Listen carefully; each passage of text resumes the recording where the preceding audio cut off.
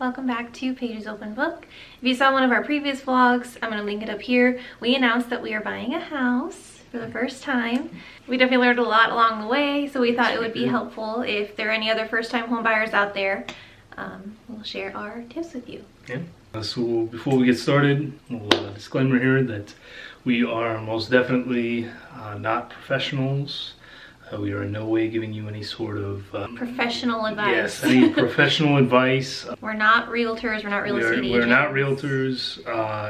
You should not listen to me ever, and in this regard, take what she says at your own risk as well. This is just what we went through during the process. This is not us saying that you should do exactly what we did. It's just, you know, we're just sharing. Just trying to help people out, yeah. You know, it was very intimidating for us, and so if there's anything we can share that might help any of the rest of you out, then we will do so. Okay, so for us, it was definitely easiest to start with Zillow. Yeah, Zillow's nice. It'll send you updates on whatever's in your price range and whatever you may be looking for in particular. It'll send you daily updates if anything new comes up, you know. It'll match you with a realtor, which is really great. Yeah, for sure. Worked out for us very well. So yeah, you can put whatever search parameters you want, and even if you have no idea what your budget is or what you can afford, you can kind of just start somewhere. And I think like it'll show the house, and then on the side it'll give you the Zillow estimate, and that's basically going to be what your monthly payment is, including all the extra costs like insurance, property taxes, all that. It does all the math for you. Obviously it's just an estimate, it's not going to be exact, but it does give you a pretty good idea. Like for us, it ended up being pretty close. So I think you have to like scroll all the way down. Like if you want to tour the property, it'll have you actually message a real person. It's a real estate agent who, from then on, you can use that same agent to look at any house on Zillow that you see. So it's nice because it'll match you up with a real person who's a professional who can give you advice tailored to you. And that really worked out for us. I'll leave the information for the agent that we used down below if any of you are in the Roanoke area, because he was amazing. He helped us so much. Yeah, he's really great. Yeah, because we were clueless. Meeting with our realtor in particular was nice. He just sat down with us for a good solid 20 minutes and talked through, you know, the basics. Crunch numbers with us. Yeah, it was very, very helpful, because we really were kind of, you know, flying blind at that point. Yeah. Didn't know what we were looking for. Didn't know, you know, what we were looking at as far as down payments and closing costs and hidden fees and everything like that. So it was very, very helpful. Yeah, definitely. The next tip I would say is important is before you start looking, try to have it in your mind of, do you want something that's move-in ready? Or are you the type of person who's willing to put work into your home? Like for us, we kind of wanted something in between. We didn't want to have to do major repairs to the house. Like we didn't want to fixer-upper, but we were also excited to do work to our house. So we were kind of looking for houses specifically that did have things to work on that weren't like major deal breakers for us. So you kind of have to know that within, I mean, every person's different. Yeah, I think it's important to have a list going in of your absolute needs for a house and your wants for a house. For sure. Yeah. So that once you start looking, you can really start breaking it down and see, okay, what do we actually need? Do we need everything we think we need? Or are some of these wants things that we're realizing we can't live without? It really makes a difference, you know. You are going to have to concede on some things, but But it's about knowing what you want to concede on and what you don't. Absolutely. And I think looking at houses is going to help you determine that. I mean, we went into it, obviously, certain things that we wanted and thought we needed and vice versa. But once we started looking at houses, we learned so much. Yeah, absolutely.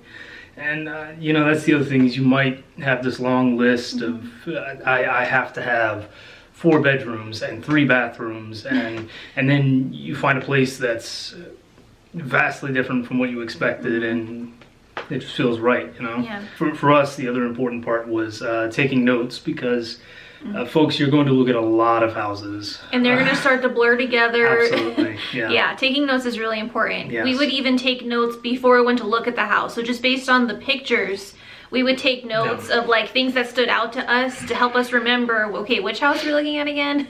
Which house was that one? Because it's going to get confusing. Just as important as the property itself, pay attention to your location. Yes, definitely pay attention to your location. You know, I think it's easy at the time to tell yourself, well, it's not a big deal that, you know, I can live with it. Yeah, it's not a big deal that the area is a little rougher, or it's not a big deal that, you know, I'm 35 minutes away from whatever that special thing is for you, your family, or your job, your favorite shopping mall, whatever. At the time, kind of blind to it because you're seeing this awesome house. You get tempted by the pretty. Right, but you know, really step back and think about it. Don't feel pressured. Don't feel like you have to rush into anything. Yeah, there's so many houses on the market right now that the options are endless. Don't feel like you have to settle. Absolutely. Just to get something that's kind of similar to what you want, and maybe it could work, because about like 6 months from now, you're gonna regret it. Yeah, absolutely. Or, you know, someone might get a bid in right before you, and it's easy to get bummed out and kind of feel defeated.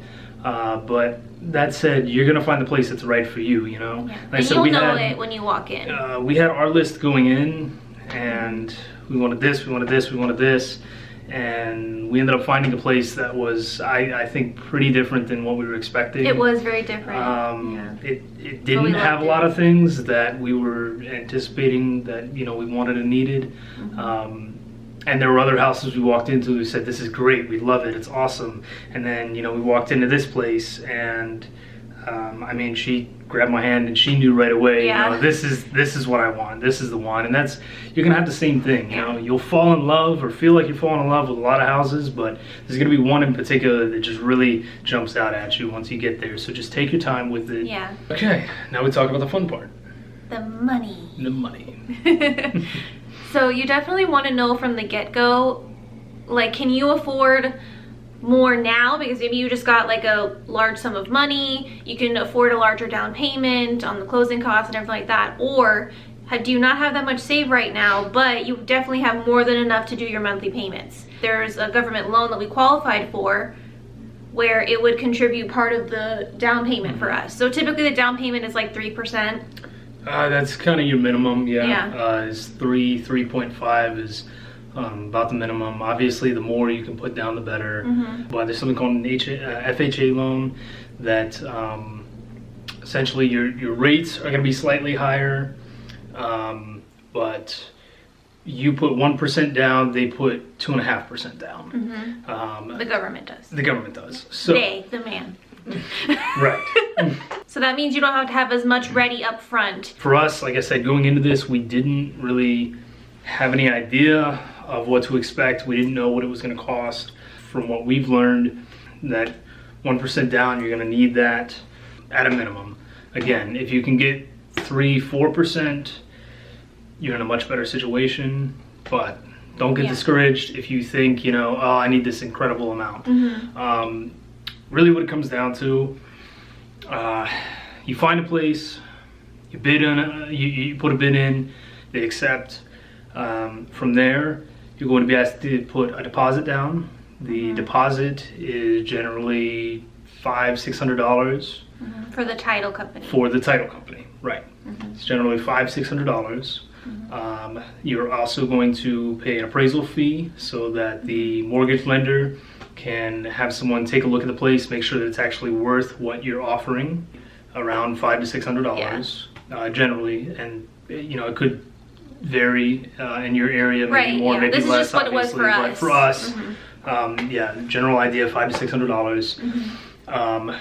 You're also, they're going to suggest that you get a home inspection, which. Again, not being experts, I would also suggest getting a home inspection. That's really important. Absolutely. That home inspection goes into tremendous detail about your home. It's going to tell you every little thing. It's going to tell you the estimated life expectancy on all your major, your HVAC and your water heater and everything like that. They go through with a fine-tooth comb to look at your plumbing, your electrical, to look at any little spots in the house that may need work or may become a problem later. They're going to check out the roof. If there's a basement or a crawl space or anything, they're going to get in there, check that out, look at your insulation.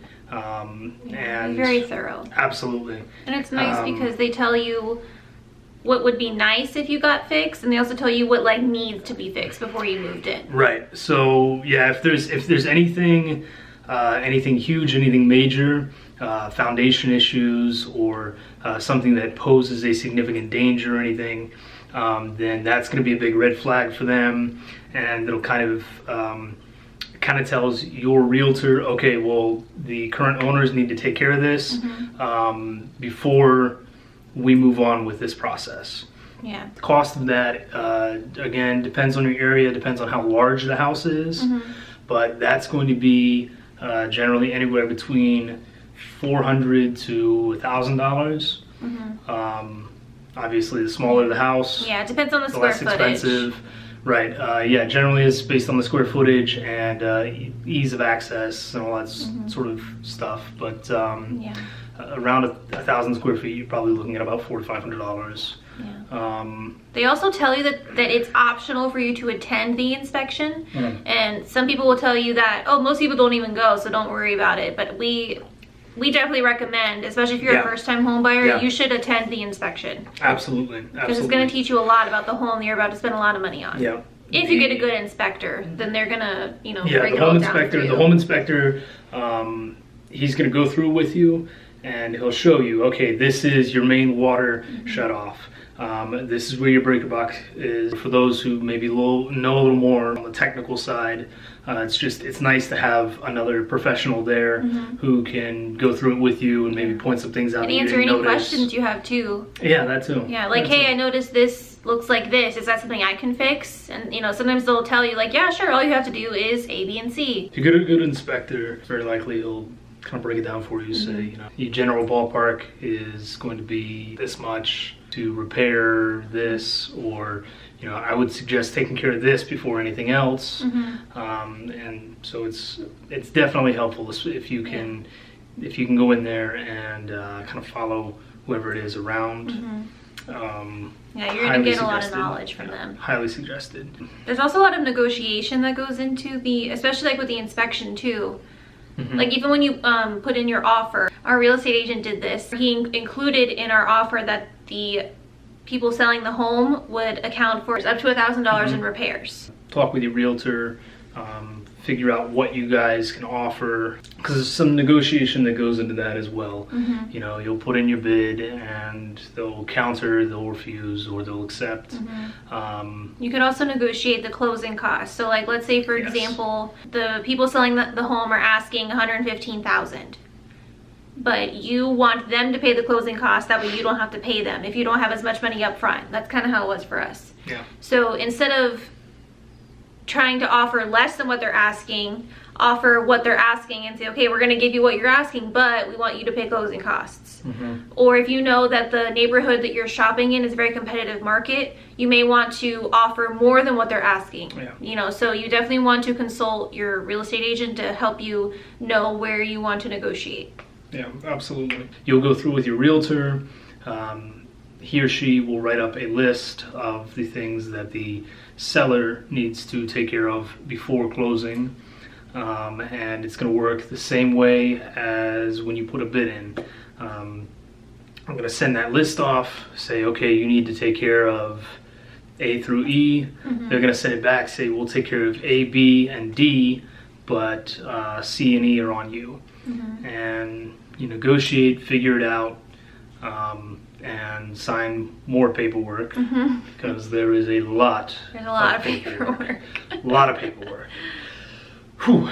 Yeah, especially with getting the loan. We ran into a lot of issues because I'm personally classified as self-employed.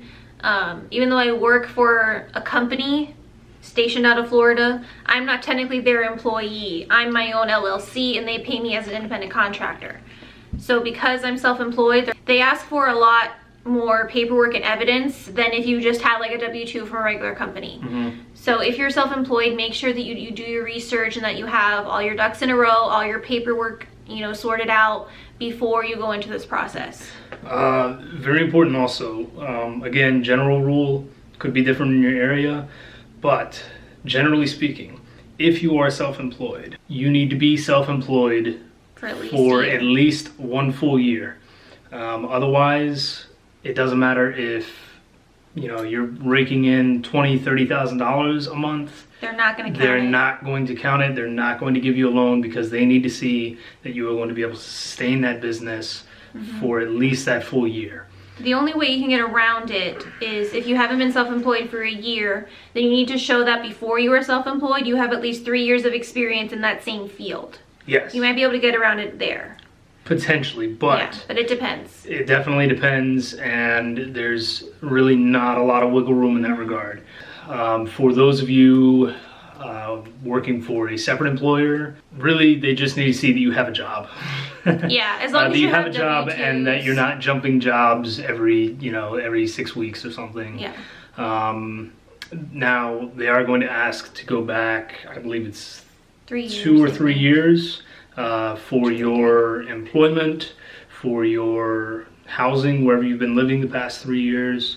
They're going to want to see all that. They're going to want to see all your tax papers. They're going to dig deep.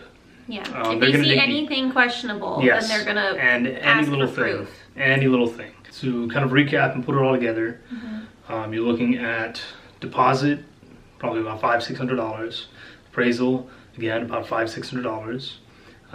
You're looking at the home inspection, anywhere between $500 to $1,000. Then closing cost. Again, depends. It's going to depend on whether you're getting an FHA loan, whether and it's going to depend on how much you already decided you're going to put down. Yeah, you may have enough to put 5% down. Yeah. It's really going to depend on that, and it's going to depend significantly on whether the seller of the home is paying overall closing costs or not. Yes. If you yourself are paying all the closing cost, you're immediately going up. I think for us in particular, it would have been anywhere $5,000 to $7,000 total. I think so. Whereas, in addition to the down payment. Right, in addition to the down payment. Whereas, the seller is paying our closing cost. So at closing, we're looking $600 to $1,000 again. So it's going to drastically change things, and that's just going to be based on what you yourself can afford down payment wise. Just keep in mind, if you have that extra income every month, but you don't necessarily have a huge down payment right to begin with, it's not the end of the world. Put that extra money towards it, and just put extra money. You can still make it work. And then, a year or two down the line, refinance, get yourself a better rate and a better time. Instead of a 30-year, go down to a 20-year or something. It's possible. It's definitely possible. There's a lot to consider. Yeah, you just got to do what's best for you at the end of the day. And if you get the right real estate agent, they're going to explain all that to you, and they're going to know your situation and help you figure out what's best for you. Yeah, absolutely. Absolutely. Again, their paychecks are coming from helping you out. So yeah, they're not going to get paid unless you buy something. Right. So they're there to help you. They want to make sure that you're happy at the end of the day, that you understand the whole process. So utilize your realtor, and read everything. Yes. Yeah. Ask questions until you understand everything, because these are contracts that you're signing. Yeah, this is legally binding, and it's legally binding generally for a very large sum of money. So please take the time to read through those contracts. I know people like to just sign and be done with it. No, you definitely don't want to rush this process. Yes, please understand every little thing. Yeah. Definitely go with like a smaller company when you're looking for a mortgage lender. Absolutely. Don't go to like Wells Fargo or Bank of America if you can help it. I mean, they might have good deals, but it's harder because they don't know you personally. You're just a number in a computer. Right. Whereas if you go to like a smaller business that does mortgage lending, you're going to probably get better success, and it's going to be more personal. Yeah, and you won't be so afraid to ask questions. Absolutely. What I learned in my research is that, with these bigger banks and that, a lot of times there will be hidden fees you didn't know about, things in the contract that might be skipped over and then later on come up, and Whoa, hold on, why do I have this big balloon payment at the end of, you know, my mortgage? Or, well, why am I being charged extra because I'm paying extra every month, you know? Yeah. So just keep that in mind.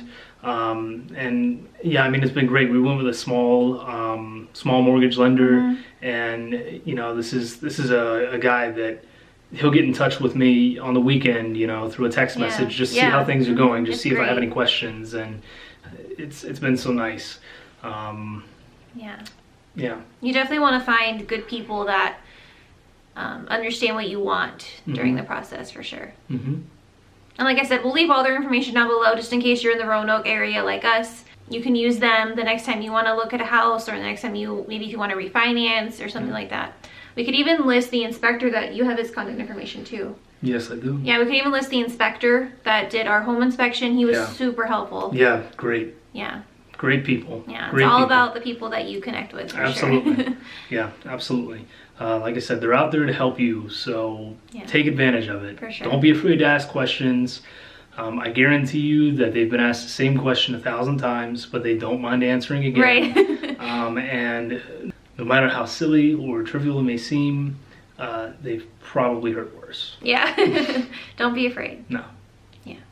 This is a huge step in your life, so take it seriously. Take your time with it. Understand every little thing, and you know, if you're doing it with someone else, then just really talk with your partner, and don't jump the gun on things.